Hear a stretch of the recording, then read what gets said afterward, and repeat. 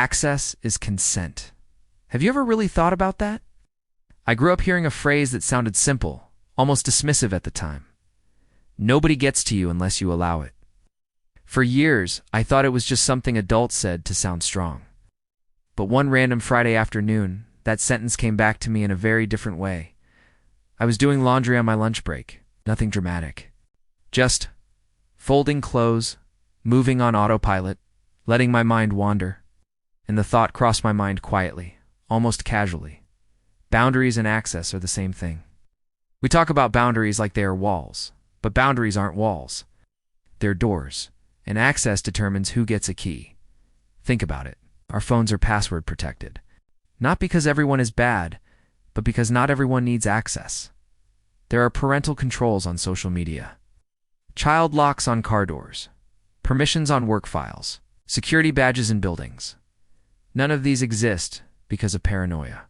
They exist because access matters. In every system that works well, access is intentional.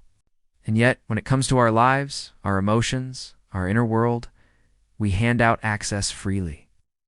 Often without thinking about the consequences, every relationship begins with access.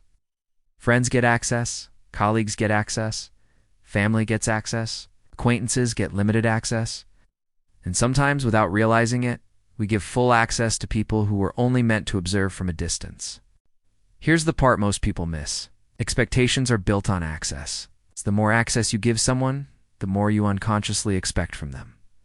More care, more loyalty, more consistency, more understanding.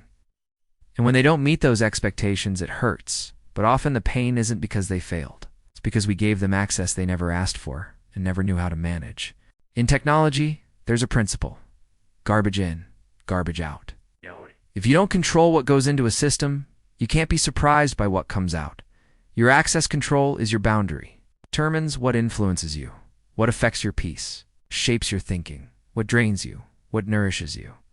And this applies to every area of life.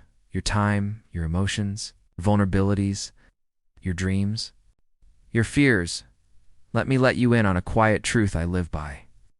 If I'm not okay with the world knowing something, I don't share it with someone else.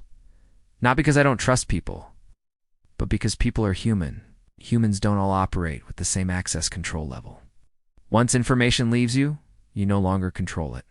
You can only hope it's handled with care. And hope is not a strategy. This isn't about becoming closed off. It's about becoming intentional, about asking yourself before opening a door, does this person have the capacity to hold what I'm about to give them?